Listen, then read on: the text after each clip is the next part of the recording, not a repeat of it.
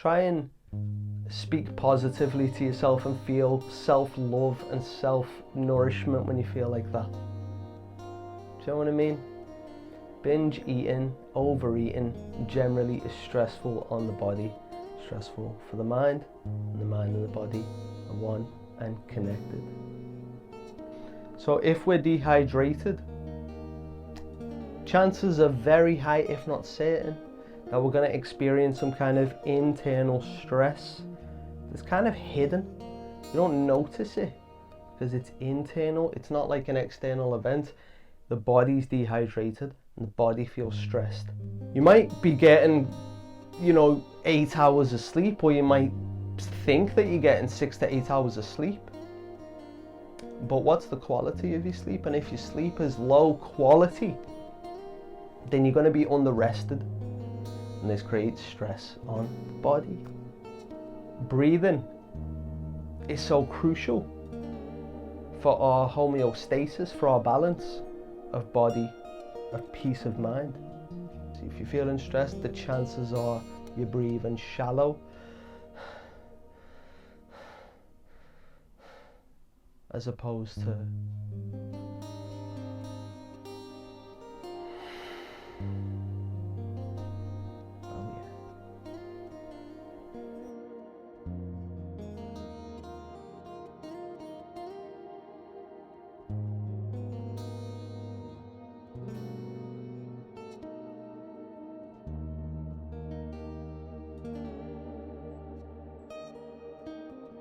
This is Self-Mastery with Usman Ali. Welcome back to another podcast, another episode. Today we're talking about stress. We're going to approach the topic of stress from many angles. We're going to talk very scientifically, very practically, things that you can do today to reduce your stress, tools that you can incorporate into your everyday life.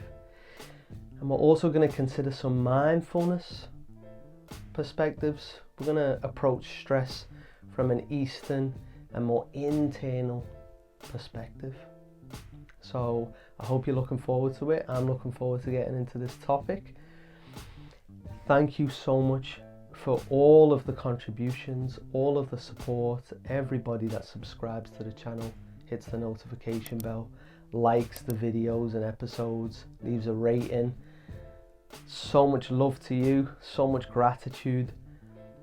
Thank you. I have faith that this will go where it needs to go. So subscribe if you want to support. Like this episode if you enjoy it as you listen. And without further ado, let's get into it. Now before we begin, let me start with what I always love to start with, and that is a deep, mindful breath. So whatever it is that you're doing right now, unless you're in a situation where you really need to, some situation that could put others at risk, if you was to kind of zone in on yourself right now. Otherwise, let's take a nice deep breath.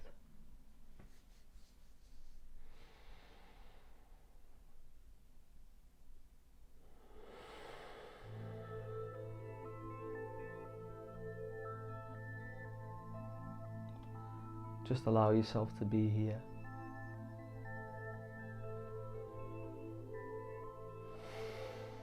Just allow your body to breathe.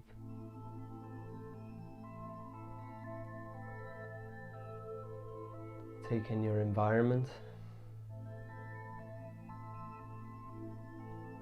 Take in your internal environment, your environment.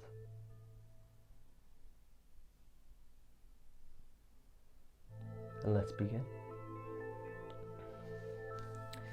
There are 6 foundational principles.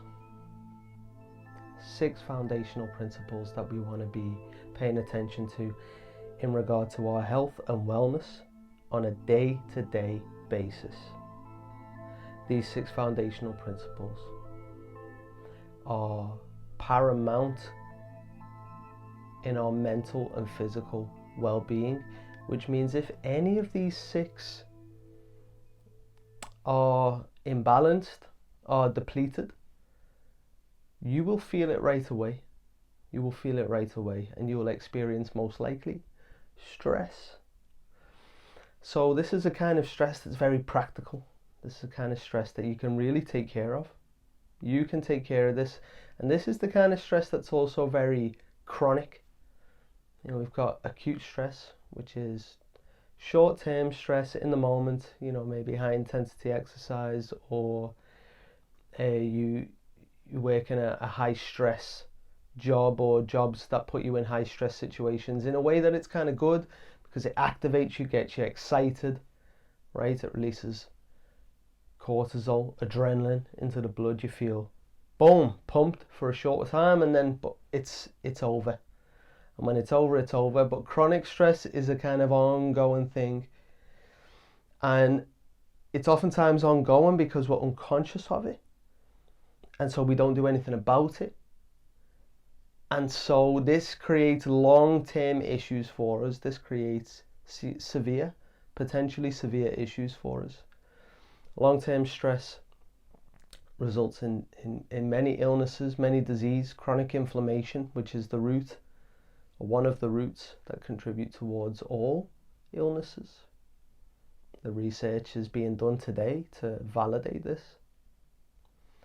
So let's talk about the 6 foundational principles. The first is nutrition. And I'm not going to say these in a particular order. We will speak about which ones you can take care of and that can be most urgently needed of care once we finish the list. But number 1 is nutrition. And stress is caused within the body when we eat foods that we're intolerant to. So let me just say that everybody is intolerant to refined sugar. Everybody is intolerant to refined sugar. That causes a lot of stress on us. Causes a lot of stress. It's not natural, but it also increases the heart rate. It's dehydrating. Makes the blood acidic. And it's quite harmful for the organs too. Makes us store fat. So refined sugar is quite stressful for the body when it goes in. Creates a lot of stress internally. There are other foods that you might be intolerant to, and if you eat these foods, it will be stressful on the body. Overeating is another thing that's generally stressful to the body in regard to nutrition. Eating far too much, or eating far more than you require. This is something that I have done so many times in my life, especially when I was training bodybuilding. I was, and I want to inject some of my own personal story into these episodes because you got to have some context, right? How do you know that you can listen to me? What have I been through, right? I was bodybuilding. I was serious about it. I was so serious about it that I would force feed myself. I would feed myself beyond full. Beyond fuller than full. It was so much. I developed this kind of unhealthy relationship with food where I would just binge out, and it got really bad at one stage with sugar, where I would just eat the craziest amounts of sugar, cookies, ice cream, yogurts, whatever I could put together. I'd combine them and make crazy concoctions. And overeating is extremely stressful on the body. Try and sleep with a hugely uncomfortable, full stomach. Try and sleep, try and get a good rest when you feel like that. Try and speak positively to yourself and feel self-love and self-nourishment when you feel like that. Do you know what I mean?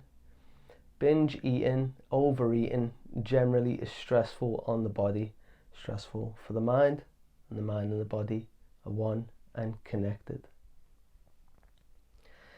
So how else is nutrition, how else can we contribute towards our own stress via the channel of nutrition?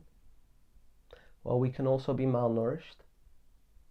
We can also be depleted from nutrients, which is stressful on the body. Imagine you had a baby that had one of its basic needs, unfulfilled.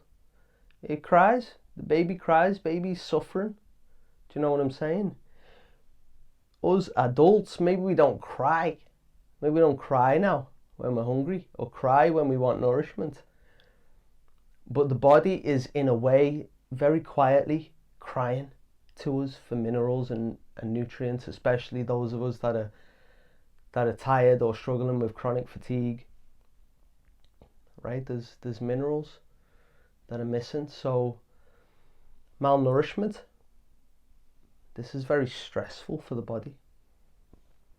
Very stressful for the human experience, and you might find yourself craving foods, overeating and binging because you're lacking nourishment, you're lacking nutrients. You're not hungry for food, hungry for a nutrient or a particular mineral. So just one practical tip that you can apply to your life.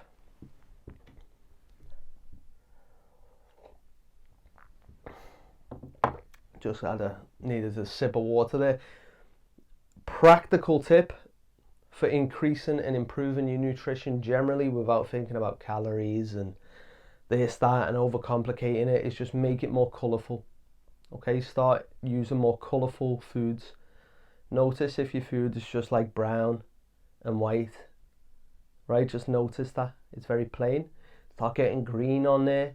Start getting orange on there, sweet potatoes, butternut squash, green. You can have like kale, spinach, fresh greens, cabbage, whatever it is. You want some red on there, beetroot, maybe some sauerkraut, which is fermented red cabbage, really good for the intestines, full of healthy living bacteria that are good for us. So these are some things that you can help with your nutrition. Very general, very basic. This isn't an episode. It is not an episode on nutrition. But those are some of the ways that nutrition can cause stress for us, or poor nutrition habits, poor nutritional tendencies can cause stress for us. And some things that we can do to nourish ourselves. Get loads more colour into your nutrition. And try to become more mindful of your psychology around food, because this is where the root lies if you are struggling with something like binge eating or overeating. And so if you want some special help with that, if you do, just want to kind of find out where you are with that and what you can do about it, and if there's a problem, if there's a challenge or a puzzle, I like to call it. Let's not take it too seriously and make it into a chore. We want our personal growth to be, like solving a puzzle. So you can reach out to me via Instagram, Usman Ali Yoga on Instagram.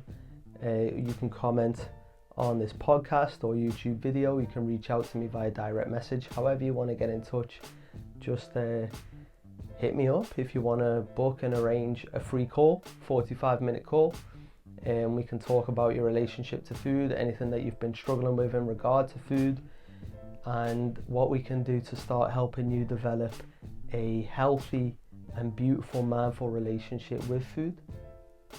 And if we can do that together, if that's something that I can help you with, and we can work together. So let's keep cracking on anyway. Let's go into the second of the 6 foundational principles, and that is hydration. You've seen me sipping on my water in a little carrot cup.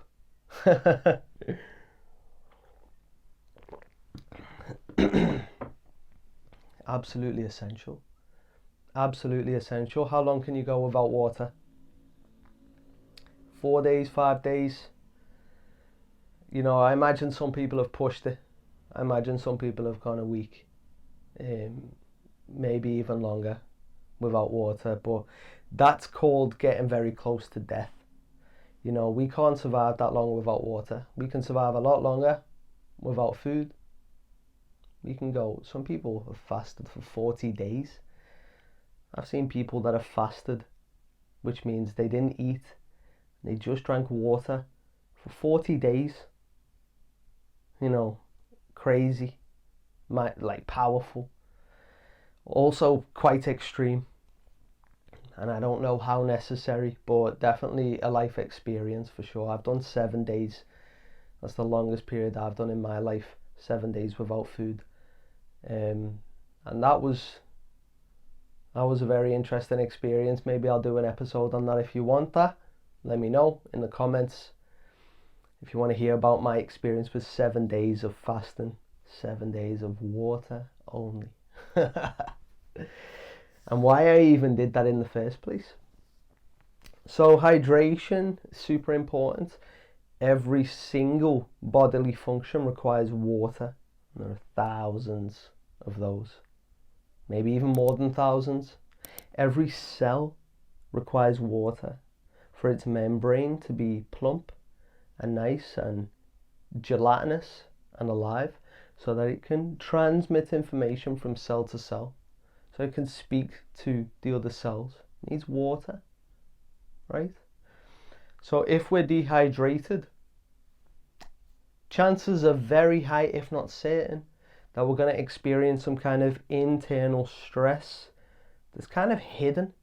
You don't notice it because it's internal. It's not like an external event. The body's dehydrated and the body feels stressed because it's in a survival response. It's in a state of survival.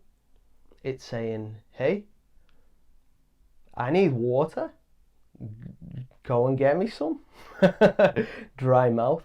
But if you're very busy, you spend a lot of time on screens, or you're just not paying attention to your body, you spend a lot of time in your mind, then you might not notice that your mouth is dry, right? You might not notice the signals that your body's sending you. So this will perpetuate stress, and respiration, breathing, also requires water to function properly. So breathing is affected. Breathing becomes a bit shallow, a bit more shallow,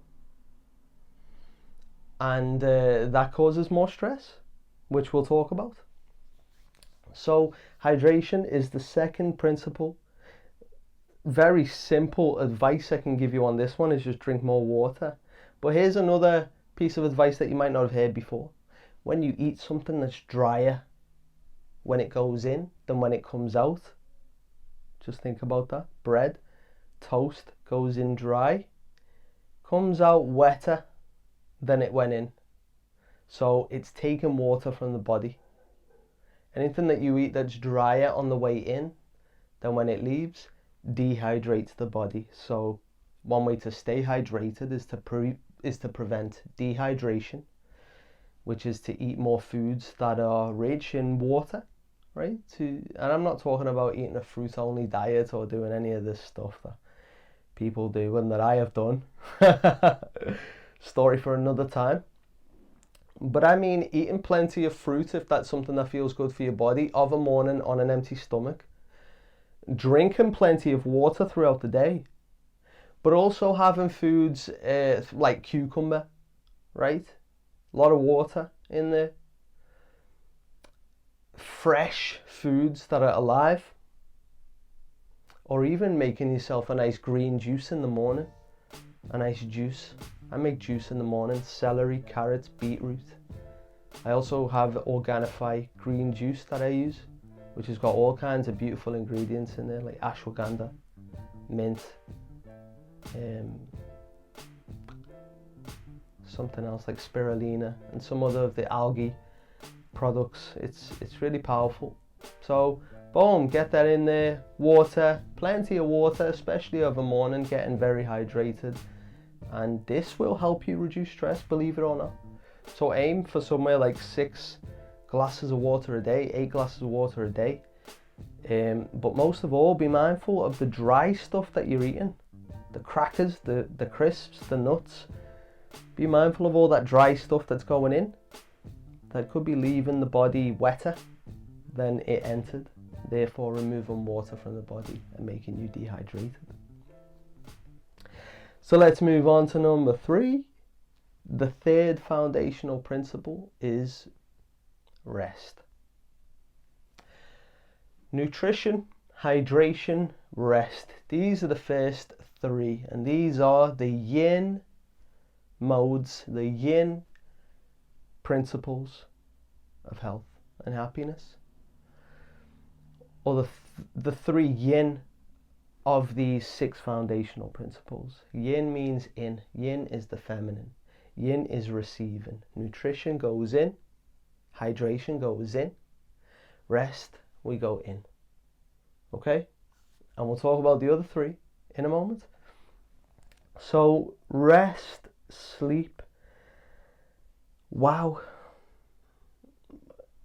How long can we go without sleep? How long can you go without sleep? I don't want you to find that out through experience. I don't think that would be pleasant. I really don't think that would be pleasant. I'm thinking a few days before you start to really, I'm talking no sleep, before you really start to have your reality start shifting and morphing, start hallucinating, start seeing and saying weird things, right? Sleep is vital.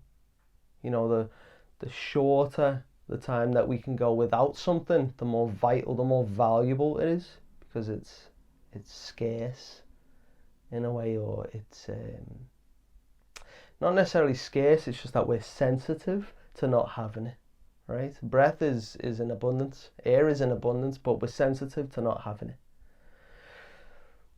Rest is in abundance. You know, we can sleep at night, we've got all night to sleep, but if we don't get enough sleep, if we're not getting adequate sleep, this is stressful on the body. Now, obviously, that's the case. So let's talk about some things that are not so obvious that are going on in your everyday life, most likely, that are causing stress through improper sleep. So, blue light, electronics. I just use the term electronic light, e-lights.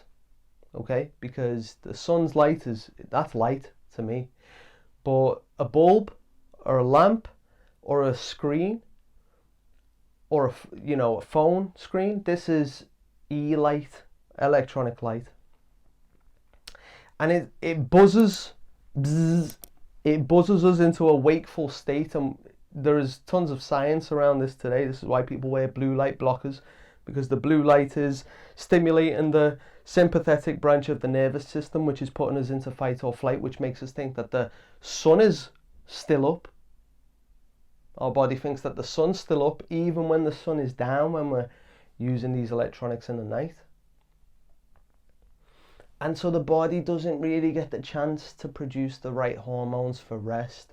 It doesn't get the chance to produce the melatonin, to just, to chill, to have a good deep sleep at night.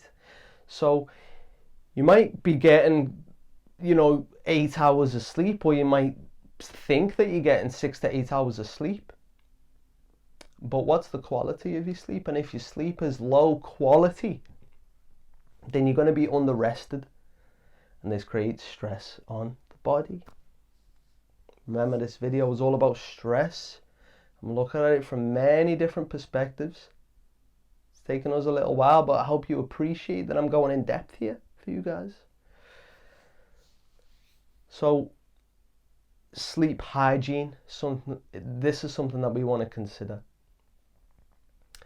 Improving the quality of our sleep. Like I said, the e-lights, these are a detriment to our sleep quality of an evening time when the sun is down. And so what we want to do is reduce those as much as possible. Reduce our exposure to these electronics and these screens as much as possible in the evening time. Do your best. Don't expect perfection. Do you know what I'm saying? But go as far as you want to go with this, because the further you go, the better you'll feel. It's true. The further you go, the better you'll feel. The less you expose yourself to electronics and screens and artificial light of an evening, the more restful you will sleep, the more tired you will be of an evening, and the more you'll just be nourished in the morning, energetic, ready for a whole nother party, ready for a whole other day, right? Where you're feeling absolutely great. So sleep is the third. You can improve your sleep quality in the way that I just mentioned by reducing the blue light and the exposure to electronics, but you can also ingest some nice things like restful teas, chamomile tea of an evening, beautiful. I'm actually having Organifi Gold at the moment, which is another product by Organifi, and it's cool. You know, I don't have any sponsorship with these guys yet. You know, hopefully that'll come. Maybe that'll come. But Organifi Gold has got magnesium in there, and magnesium is one of the minerals that most people in the world are actually, and this is tested, most people in the world are actually deficient in magnesium, which means we don't get the proper rest and relaxation that the body and mind need for repair and for optimal function. Do you know what I'm saying? To live a masterful life. That's just one of the beautiful things in Organifi Gold. There's all kinds of other things like turmeric and cinnamon. It's really tasty. Let's talk about the next three. We're going to go into the yang principles. Okay, so we've had the 3 yin, just so you remember: nutrition, hydration, sleep. The next 3, let's start with breathing. Now, I've mentioned breathing a few times throughout this episode already. Breathing. How long? I'm going to ask you the question again. How long can you go without breath?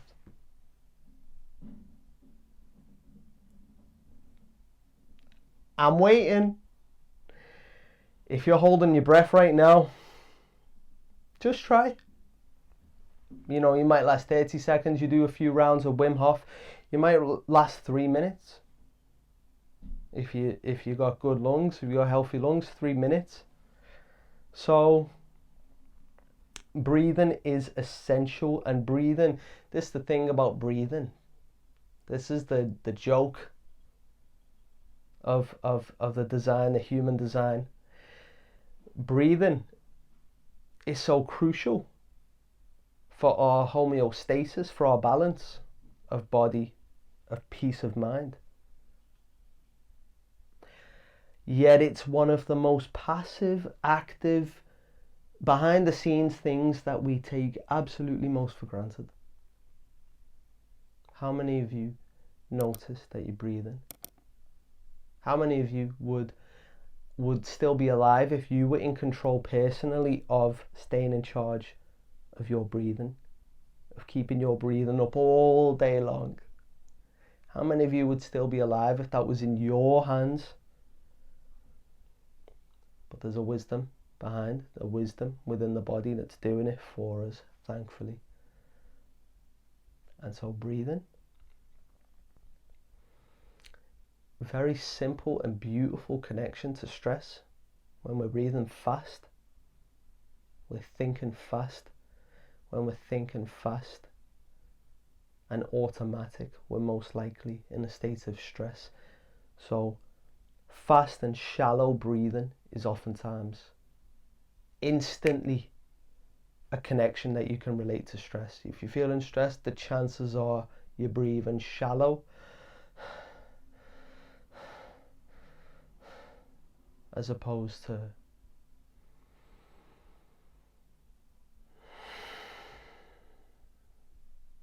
oh yeah. So breathing deep gives clarity of mind, gives peace of mind, gives openness of mind, brings sensitivity to the moment. It's beautiful. practice this. Practice this, and a really good mentality to have around it if you want to make this a habit in your life is just one breath is enough. Just keep that in your mind. Just one mindful breath is enough.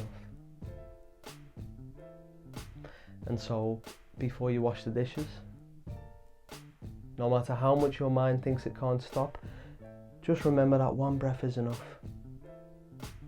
And that takes no time. So just breathe one deep breath and you'll feel instantly more grounded, more centered, less stressed,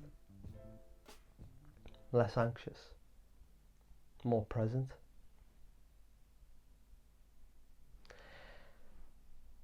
That's enough about breath. Let's go on to the fifth, the second yang principle. The second yang principle. And that is thinking. And so, as you can see, these are all connected. It's almost as if when I've been talking about each one, I've mentioned the next one, right?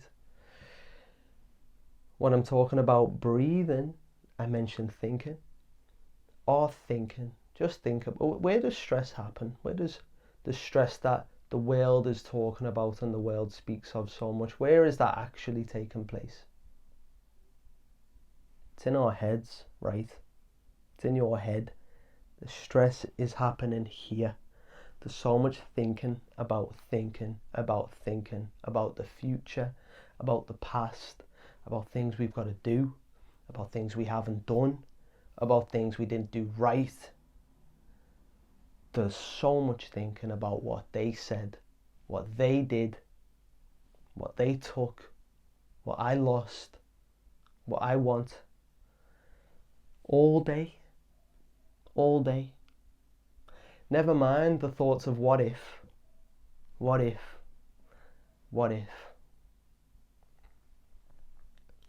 And so thinking is paramount, absolutely fundamental when it comes to the production of stress, but also the transmutation and the prevention of stress.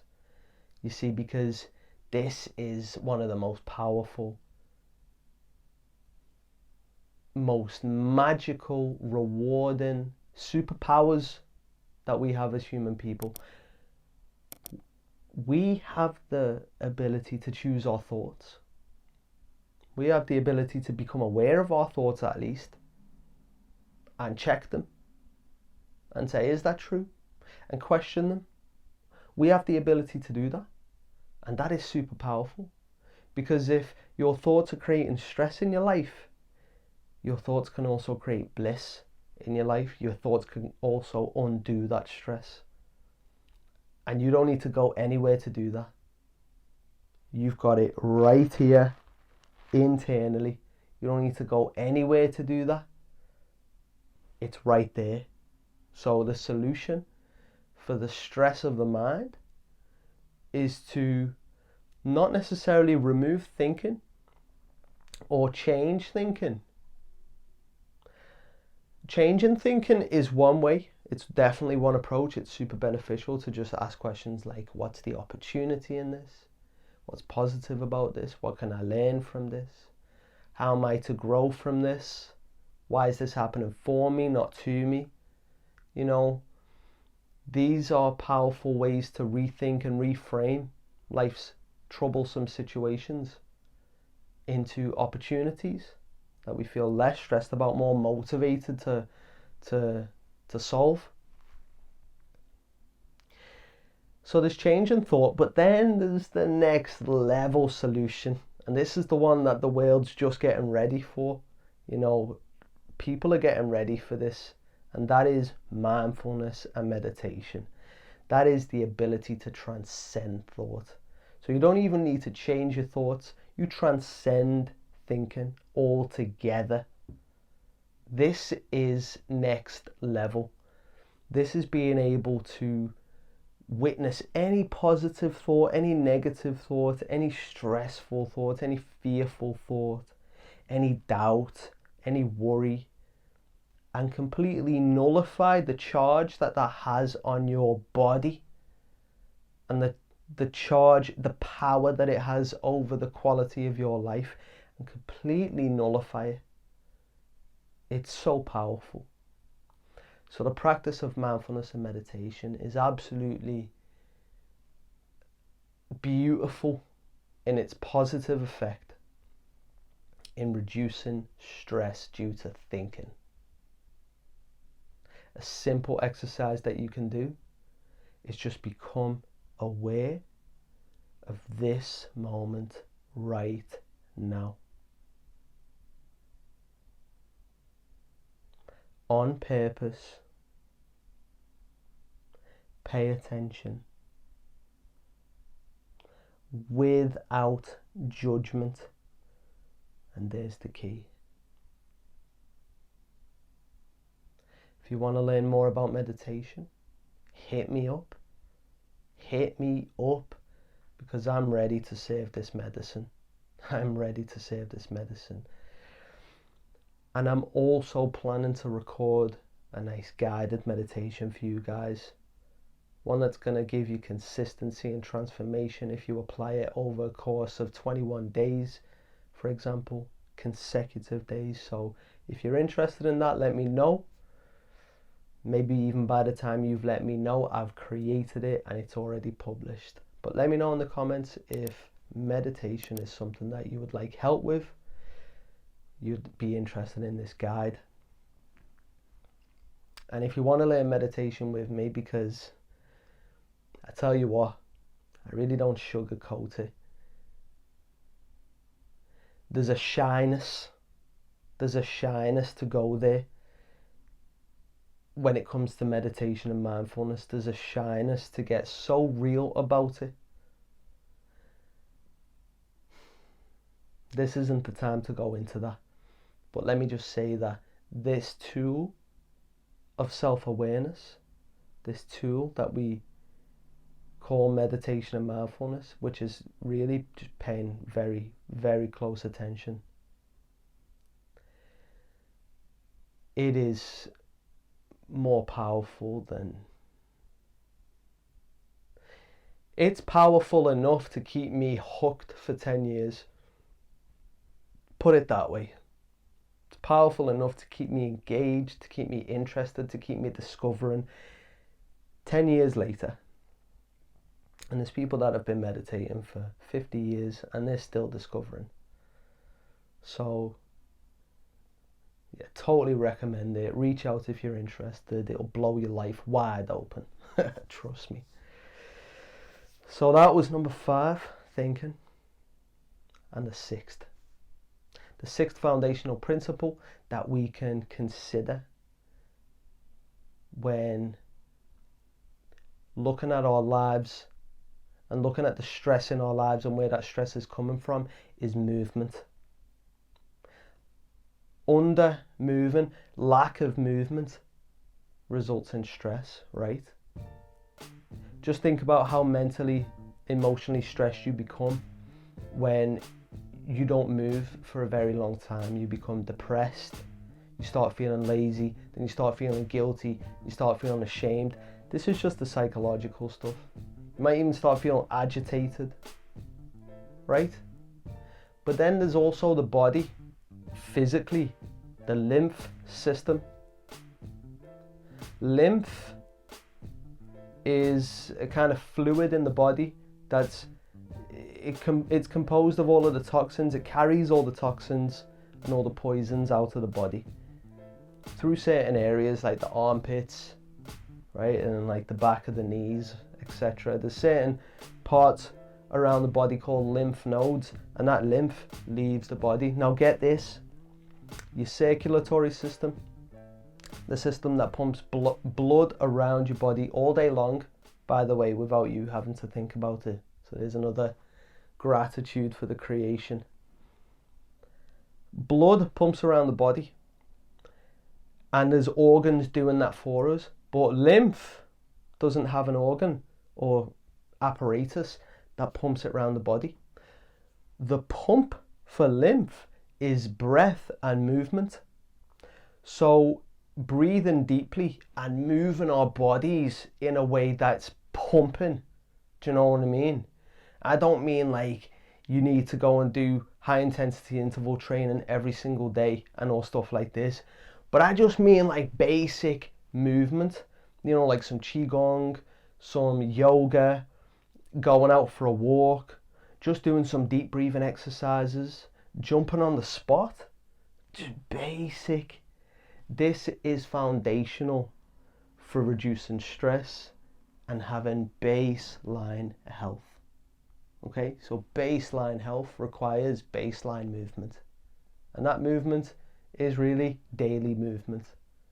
And when I'm saying daily movement, I don't mean daily marathons. I don't mean daily 1 rep max sessions. No, I just mean daily movement. Do something. Do some movement. Absolute minimum, take a walk. Do a bit of stretching. Do 30 jumping squats, 50 jumping squats, I don't know. Doesn't have to be loads, but just enough to get the lymph pumping around your body. Now, the more you do this in a way that's balanced with your energy levels and your nutritional intake and how much you're resting and how much your body is capable of and how much time you have, the more you do this, the better you'll feel. You know, the higher quality your exercise life is, your training life is, the better you'll feel. The more you'll manage your stress on a daily basis, the more you'll be on top of it. You don't need to wait until it stacks up. You don't need to wait until a crisis comes. You take care of it, okay? You take care of it. So there are the 6 foundational principles. These are tools. This is a navigational system. This is like a compass. When you're feeling stressed, I want you to think about these 6. In fact, right now, I want you to get a pen and paper or take out the notes on your phone and just write out these 6 foundational principles. Whenever you're feeling stressed, I want you to just think, which one of them could be worked on right now? Am I dehydrated right now? Have I just eaten a bunch of sugar? Do you know what I'm saying? Or am I hungry? Am I hungry? Am I starving? Have I been eating good food, nourishing food? Am I sleeping enough? Am I undersleeping? Am I staying up too late? Am I staying in bed too late? Am I breathing shallow? Am I breathing deep? Observe your breath, become aware of your breath. How am I thinking? Am I thinking fast? Am I thinking slower? Am I thinking presently? Am I thinking in the future or the past? Am I here and now? Am I daydreaming? Am I thinking about conflicts? Am I thinking about this as a problem? Or am I thinking, how is this an opportunity? How can I grow from this? Am I thinking, how is this happening? Why is this happening to me? Or am I thinking, why is this happening for me? Power. And movement, finally. Could I do with some exercise? Am I feeling stressed because I haven't really done any movement in a while? Go on, let's do some exercise. Or am I feeling so tired that I can't do exercise? Maybe I'll do some gentle yoga. I've been sitting in front of the TV and some screens too long. Is the body stiff and tired? Is the body tense? Okay, maybe I should loosen it up. Do some stretching, do some breathing, take a walk, do some exercise. Whatever it is that's right for you on that day, go ahead and do it. Use these as a compass. Boom. And they're there with you for life. And they're there with you all the time. So, to finish, I want to talk about this from a bit more of an Eastern perspective. And I want to go in to really get clear and honest. This is a very honest approach to stress. And this is an approach that people often don't want to accept. But the people that do accept this are the ones that empower themselves the most, and they get the best results. They get the best results when they're willing to point the finger at themselves. That's right. That's right. So stress is two-parted. Stress first begins with the event. Something happens, right? Something happens, whatever it is. But then there is the observer, the one who experiences that event and interprets that event. So a situation in your life, this is situational stress now. A situation that happens in your life is perceived to be stressful, but it's not stressful in and of itself. It's not stressful in its nature. Let me give you a really simple example. Two of us, me and you, how about that? Me and you, we're meditating in a room. We're sitting there, I'm teaching you meditation, or we're meditating together if that's something that you already do. And we're just there presently, and a mosquito comes, and the mosquito's flying around my head. And obviously, because I've been meditating for 10 years or so, it doesn't bother me. I'm just kidding. But let's just say it doesn't bother me. I just observe. If anything, I'm like, oh, little mosquito, bless. Go on then, if you need to take a little bit of blood. I know it'll make me itch a little bit, but you get to live your life, so go on. This is one way of being towards the mosquito. And then the other way, I don't want to be mean and say it's you, so it's anyone else that I'm meditating with. That person is resisting the mosquito. That person becomes very stressed about the mosquito, wants to kill the mosquito, right? And so that person's having a completely different experience to me. I'm sitting there thinking, I love this mosquito. Or it's okay and I'm not bothered and it's all cool. And this person is very stressed about the mosquito.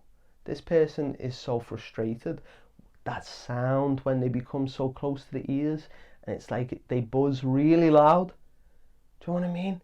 Maybe I'm the one that gets annoyed at the mosquitoes. It's so loud in the ear. And so this person becomes very stressed.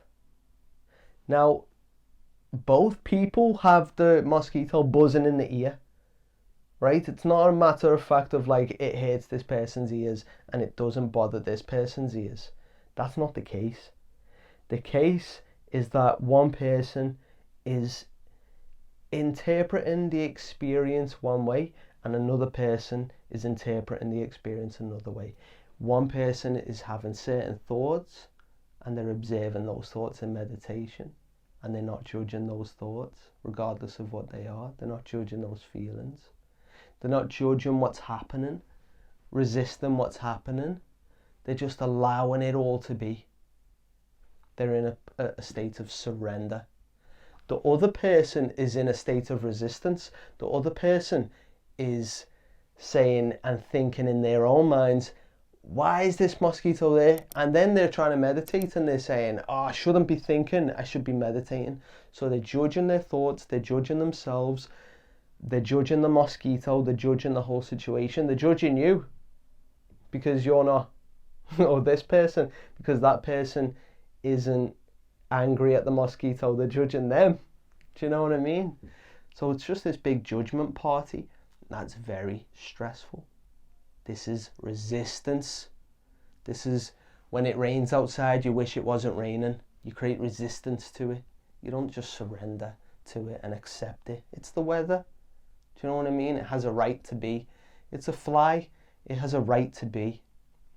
It's the bus that you missed. It has a right to be. There are other people on that bus. Do you know what I mean? It's not all about you. It's not all about what you want. It's about wanting what you get. And so I'll finish with that. You see, happiness, they say happiness is more about wanting what you have as opposed to getting what you want. Do you know what I'm saying? It's not about getting what you want. I want this, I want this, I want this. It's about wanting what you've already got, wanting what you get.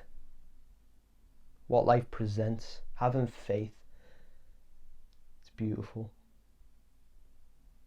And the stress that we experience in our lives, we've got the 6 foundational principles there. Those are the 6 foundational principles I learned when I was studying with Paul Chek, Holistic Lifestyle Coach Level 1.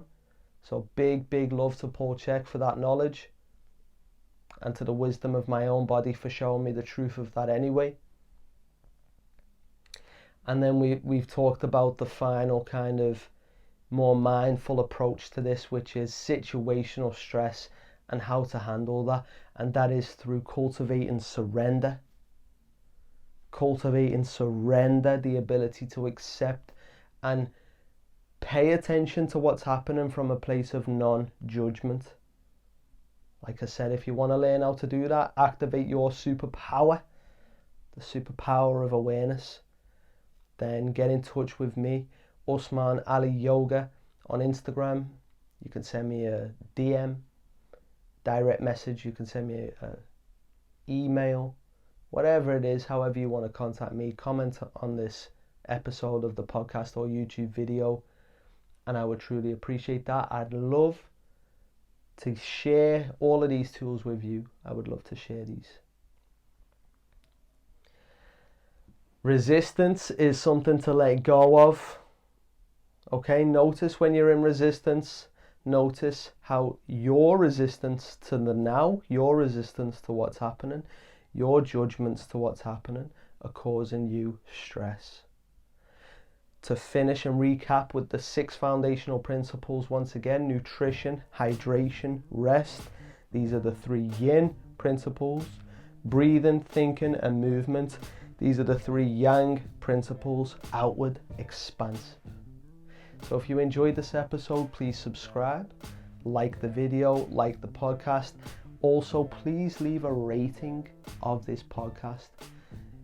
It is uploaded on Apple Podcasts, so if you just find Self Mastery, that's SLF Mastery with Usman Ali on Apple Podcasts, you leave a rating. That would be highly appreciated because it helps other people find this podcast, especially if it's 5 stars. You know what I'm saying. So much love. If you're watching this on YouTube, don't forget to subscribe and hit the notification bell. Comment below if any of this helped you, and let me know which one of the 6 foundational principles you notice is affected mostly in your life and contributes towards the most stress in your personal life. Which one is it? Nutrition, hydration, sleep, breathing, thinking, movement. Those are the 6. Have an absolutely amazing day. I thought I'd mention also that this podcast is fully independent, which means that it requires some payment in order to keep live. I have to pay to keep these episodes up, and I love doing them. I love creating this content and speaking about these topics and helping you live a healthier and happier life. So if you want to help support this podcast, you can donate. There's a link in the description or the show notes. All you need to do is click that link, go forward and enter a donation of any size that you desire. Think about it like a one-time donation where you're just getting cheeky and you just want to do a one-time good deed, and it's like, boom, there we go. There's £1,000. I hope you enjoyed this episode. Peace. I'm your boy Usman, and this is Self Mastery.